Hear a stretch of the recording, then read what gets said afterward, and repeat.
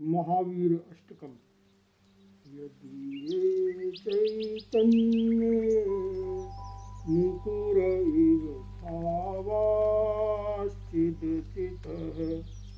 समम्भान्ति ध्रुव्य व्ययजनिलसन्तोऽन्तरहिता जगत् साक्षी मार्ग प्रकटन करो भानुर्गयो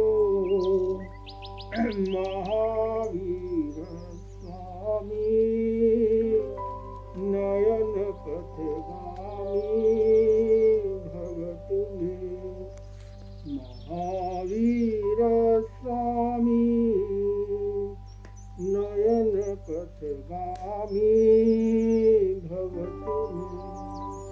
दर्पण की भांति जिनके चैतन्य में उत्पाद व्यय और द्रव्यात्मक अनंत जड़ चेतन पदार्थ समान रूप से प्रतिभासित हो रहे हैं, जो जगत साक्षी हैं, परमात्मा हैं, जो सूर्य की भांति मोक्ष मार्ग प्रकट करने में तत्पर हैं, वे भगवान महावीर स्वामी मेरे नयन पथ में बस जाए।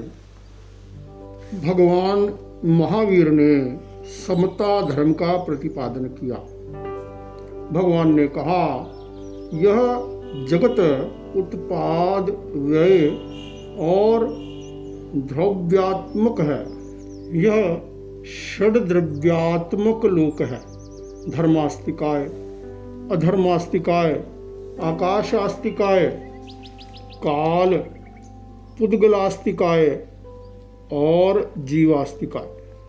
भगवान ने कहा, तुम जगत के प्रति राग द्वेष मत करो, साक्षी भाव से जगत में रहो।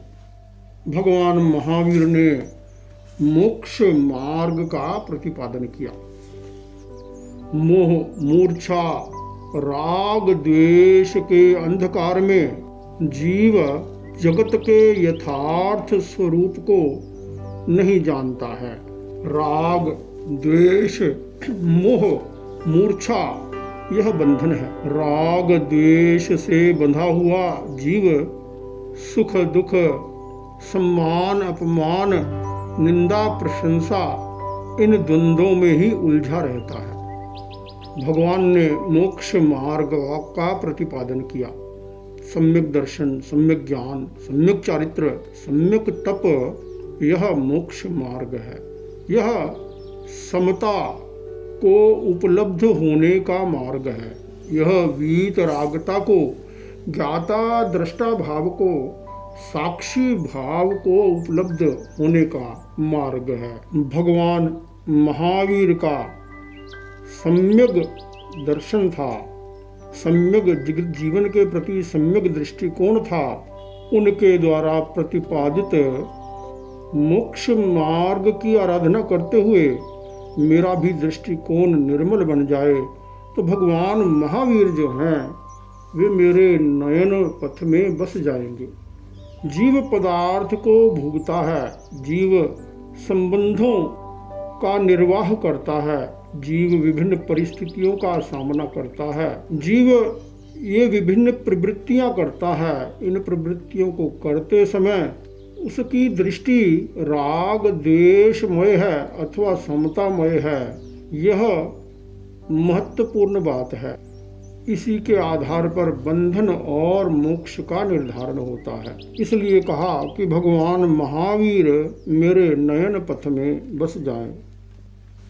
ताम्रं यच्चक्षुः कमलयुगलं स्पन्दरहितं जनान् कोपापायं प्रकटयति वाभ्यन्तरमपि स्फुटं मूर्तिर्यस्य प्रशमितमयि विमला महावीर स्वामी नयन पथगामी भवतु मे। जिनके लालिमा रहित और स्थिर दोनों नेत्र कमल जन जन को क्रोध के बाह्य और आंतरिक दोषों की अवगति दे रहे हैं, जिनका चित्त अत्यंत प्रशांत और विमल है, जिनके भीतर समता मूर्त रूप में दिखाई दे रही है, वे भगवान महावीर स्वामी मेरे नयन पथ में बस जाएं। जब व्यक्ति तीव्र क्रोध में होता है, उसकी पूरी भाव भंगिमा क्रोधमय हो जाती है, नेत्र लाल हो जाते हैं, चेहरे पर भी लालिमा आ जाती है, होंठ फड़फड़ाने लगते हैं, पूरा शरीर कांपने लग जाता है। क्रोध की अवस्था में ऐसा प्रतीत होता है मानो व्यक्ति अपनी आंखों से क्रोध की वर्षा कर रहा है। भगवान का चित्त प्रशांत है, उनके चित्त में अत्यंत विमलता है, क्षमा, मैत्री, करुणा का भाव है। हमारे नेत्र हमारे भावों का दर्पण होते हैं, भावों का प्रतिबिंब होते हैं। भगवान अति विमल और प्रशांत भावों में स्थित हैं, अतः उनकी सारी भाव भंगिमा भी अत्यंत प्रशांत है। भगवान का प्रशांत चित्त इस बात का संकेत दे रहा है कि क्रोध के द्वारा हमारा चित्त मलिन हो जाता है, भीतर अशांति, दुख, तनाव बढ़ जाता है, शरीर पर भी उसका प्रतिकूल प्रभाव होता है, संबंधों में कटुता पैदा होती है और अनेक प्रकार की समस्याएं, विघ्न बाधा उपस्थित हो जाते हैं। व्यक्ति कभी कभी क्रोध की अवस्था में अकरणीय कार्य भी कर देता है। अतः भगवान महावीर का वह प्रशांत रहने का, विमल भावों का जो दर्शन है वह मुझे प्राप्त हो, जिससे मैं भी समता रस का पान करूं, जिससे मैं भी सर्वत्र प्रेम और मैत्री का संचार करूं। नमन्ना केन्द्राली मुकुटमणि भाजाल जटिलम लसत्पादाम्भोज द्वयमिह यदीयं तनुभृतां भवज्वाला शान्त्यै प्रभवति जलं वा स्मृतमपि महावीर स्वामी नयन पथगामी भवतु मे। भगवान के कांतिमय दोनों चरण कमल नमस्कार करते हुए इंद्रों की मुकुट के मणियों की आभा से संक्रांत हैं। भगवान का स्मरण, दर्शन प्राणियों की भवज्वाला को शांत करने के लिए जल के समान समर्थ हैं। वे भगवान महावीर स्वामी मेरे नयन पथ में बस जाएं। हम पंच परमेष्ठी के चरण कमलों में नमस्कार करते हैं। वह नमस्कार उनके आचरणों को किया जाता है जो जीव भगवान द्वारा प्रतिपादित मोक्ष मार्ग की निरंतर सतत स्मृति रखता है, जो सतत अप्रमत्त रहकर जिन वाणी का आश्रय लेता है उसकी भव ज्वाला शांत हो जाती है, अर्थात उसकी मूर्छा, मोह, कषाय का विलय हो जाता है। जैसे जल छिड़कने से अग्नि शांत हो जाती है, उसी प्रकार जो जीव सम्यक दर्शन, सम्यक ज्ञान, सम्यक चारित्र, सम्यक तप रूप इस मोक्ष मार्ग का आश्रय लेता है, उससे मोह, राग, द्वेष, कषाय की ज्वाला शांत हो जाती है। ऐसे निर्मल दर्शन वाले, ऐसे निर्मल चरित्र वाले भगवान महावीर स्वामी मेरे नयन पथ में बस जाएं।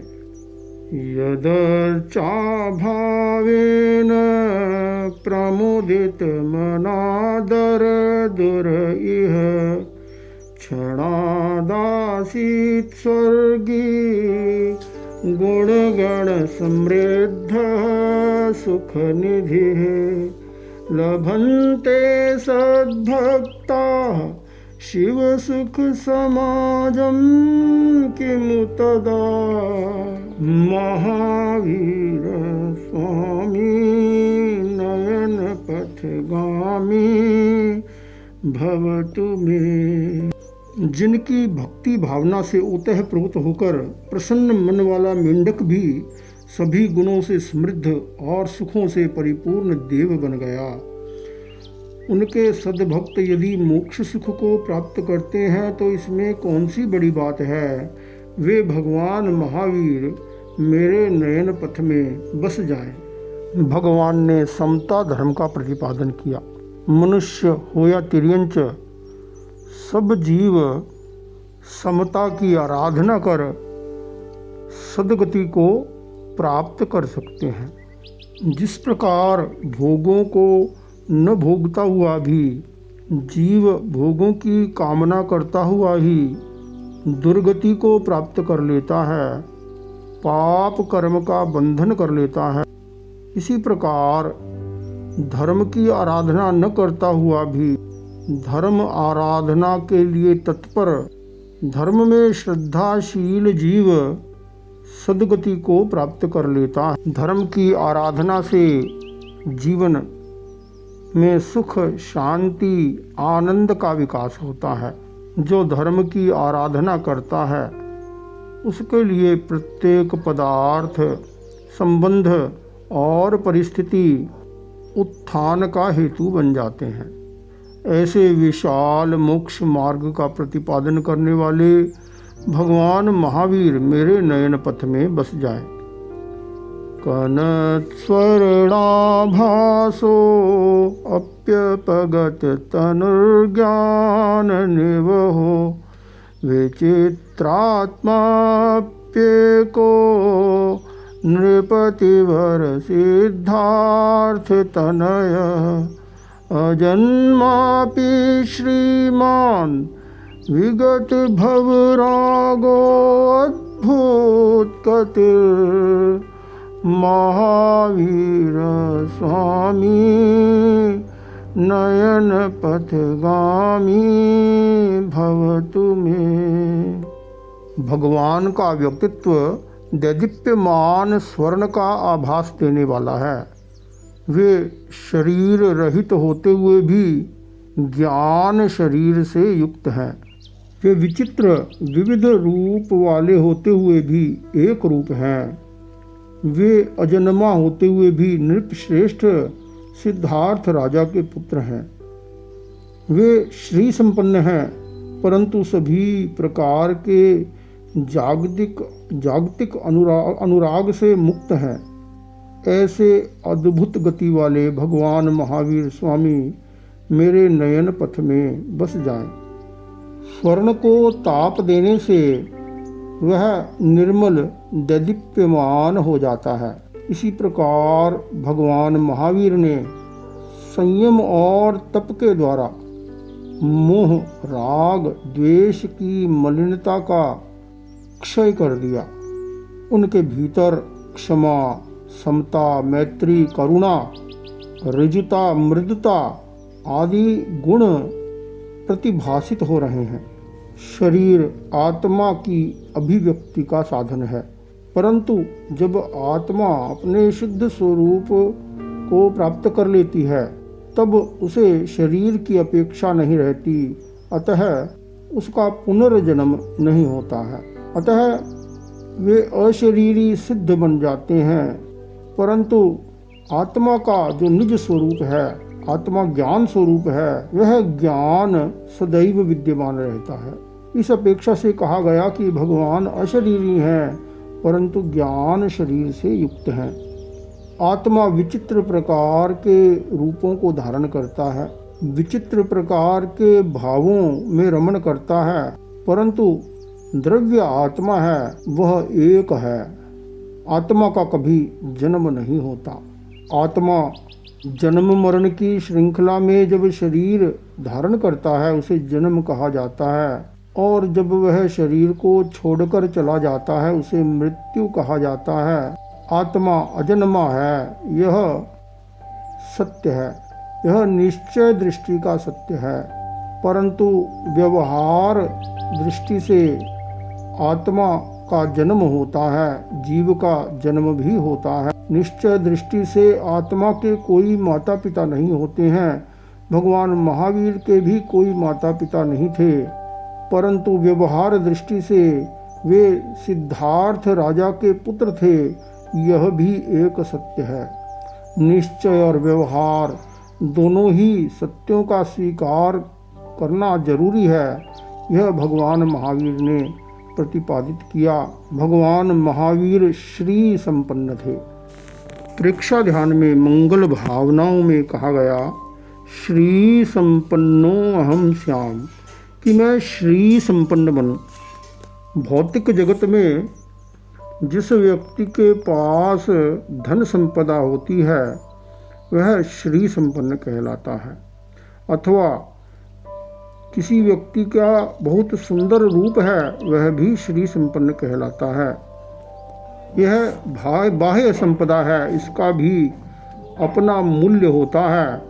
परंतु यदि इसके साथ जीव अपनी आंतरिक संपदा को भी प्राप्त कर लेता है तो इस बाह्य संपदा का मूल्य बढ़ जाता है। आत्मा की संपदा है वैराग्य। भगवान वीतराग है। यह वीतरागता बहुत बड़ी संपदा है, यह अद्भुत संपदा है। इस अद्भुत संपदा से संपन्न भगवान महावीर मेरे नयन पथ में बस जाए। यदि यावाग गंगा विविध नय कल्लोल विमला बृहज्ञानाम्भोभिर्जगति जनतां यां स्नपयति इदानीं पेशा बुद्धजन्मरालैः परिचिता महावीर स्वामी नयन पथगामी भवतु मे। जिनकी वाणी रूपी गंगा विविध नए तरंगों से विमल है, जो अपने अथाह ज्ञान रूपी जल से जनता को अभिषिक्त कर रही है, और आज भी वह गंगा विद्वज्जन रूपी हंसों के निमज्जन के लिए सुपरिचित है, वे भगवान महावीर मेरे नयन पथ में बस जाएं। भगवान महावीर ने संयम और तप की साधना की। वे सर्वज्ञ बन गए, वीतराग बन गए, सर्व शक्ति संपन्न बन गए। मंदिरों आदि में जल के द्वारा मूर्तियों का अभिषेक किया जाता है। दूध के द्वारा, दही के द्वारा, शहद के द्वारा अभिषेक किया जाता है। कितने ही लोग तीर्थों पर स्नान करने के लिए जाते हैं, गंगा नदी में स्नान करने के लिए जाते हैं। भगवान यहाँ प्रतिपादित कर रहे हैं कि ज्ञान गंगा में स्नान कर जीव अपनी आत्मा को ज्ञान से अभिषिक्त करे। वह अपनी आत्मा का अभिषेक समता भावों से करे। भगवान ने जिन वाणी रूप ज्ञान गंगा को प्रवाहित किया, वह ज्ञान गंगा कल्याण करने वाली है। जिस प्रकार गंगा नदी में हंस निमज्जन करते हैं, इसी प्रकार से आत्मा में निमज्जन करने वाले जीवों को भी हंस कहा जाता है। संतों के लिए परम हंस शब्द का संबोधन किया जाता है। हंस विवेक शक्ति का लक्षण है। जिसके भीतर विवेक चेतना का जागरण हो जाता है वह परम हंस कहलाता है। जिन वाणी की आराधना कर विद्वज्जन उस परम हंस स्वरूप को प्राप्त कर लेते हैं, ऐसे भगवान महावीर स्वामी मेरे नयन पथ में बस जाएं। अनिर्वारोद्रेकस्त्रिभुवनजयी कामसुभटः कुमारावस्थामपि निजबलादेन विजितः स्फुरन्नित्यानन्द प्रशमपदराज्याय सजिनः महावीर स्वामी नयन पथगामी भवतु मे। जिसका उद्रेक अनिवारित है, जो 3 लोकों को जीतने वाला है, ऐसे काम सुभट को जिन्होंने कुमार अवस्था में भी अपने पराक्रम से जीत लिया, जिनमें शाश्वत आनंदमय वीतराग पद प्राप्ति के लिए स्फुरना हो रही है, वे भगवान महावीर स्वामी मेरे नयन पथ में बस जाएं। इच्छा जीव का लक्षण है। इच्छा, कल्पना, कामना के द्वारा जीव जीवन में सभी प्रकार की उपलब्धियों को प्राप्त करता है। असंयत इच्छाएं, असंयत संकल्प, असंयत चिंतन, स्मृति और कल्पनाओं से पराजित होकर जीव अनेक प्रकार की व्याधि आदि और उपाधियों को भोगता है। इच्छाओं का परिमार्जन और इच्छाओं का निरोध करना अत्यंत अनिवार्य है। अपरिमार्जित और अनियंत्रित इच्छाओं से अनर्थ घटित हो जाता है, व्यक्ति का जीवन का पतन हो जाता है। आगम में कहा गया कि चारों गतियों के जीव, यहाँ तक कि देवताओं के भी जो दुख हैं, उसका हेतु काम वासना है। इस काम सुभट से सभी जीव पराजित हैं। भगवान ने यौवन अवस्था में ही अपने पराक्रम के द्वारा काम को जीत लिया। वे ब्रह्मचर्य की उत्कृष्ट आराधना करने वाले थे।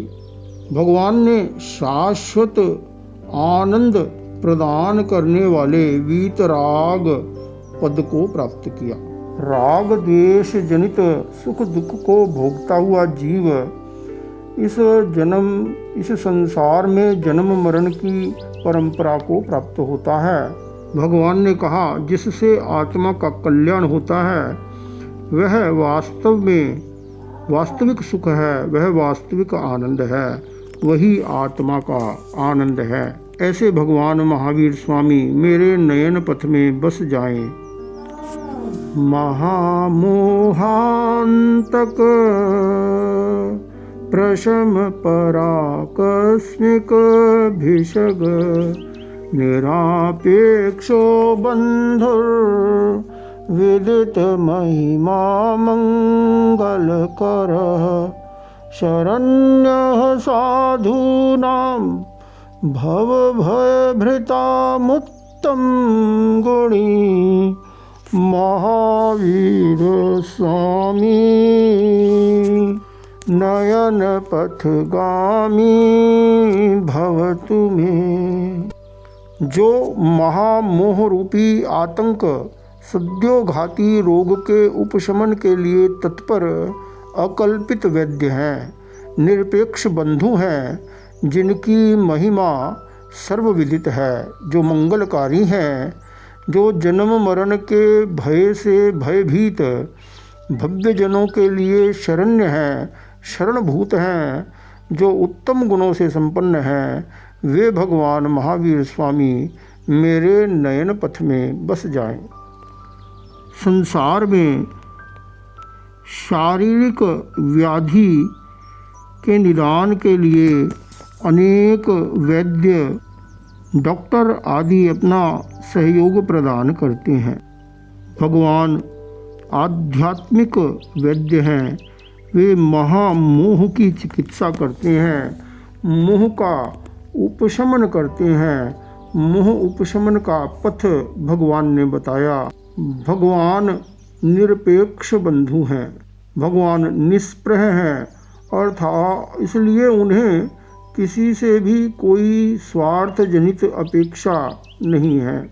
भगवान सभी का निरपेक्ष रूप से कल्याण करते हैं। धर्म की महिमा, भगवान की महिमा सर्वविदित है। धर्म से, भगवान की आराधना से, जिन वाणी की आराधना से जीव का कल्याण होता है वह मंगलकारी है।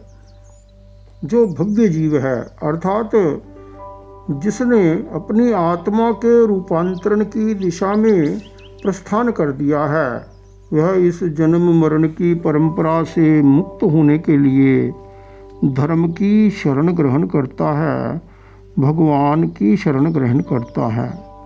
वे भगवान महावीर समता, प्रेम, मैत्री, करुणा, ऋजता, मृदुता आदि उत्तम गुणों से संपन्न हैं। वे भगवान महावीर स्वामी मेरे नयन पथ में बस जाएं। महावीराष्टकं स्तोत्रम भक्त्या भागेन्दुना कृतं यः पठेत् शृणोत्यापि स याति परमां गतिम्। भागचंद जी ने भक्ति भाव से प्रेरित होकर इस महावीर अष्टक स्तोत्र की रचना की। इसका पठन और श्रवण करने से जीव परम गति को प्राप्त होता है।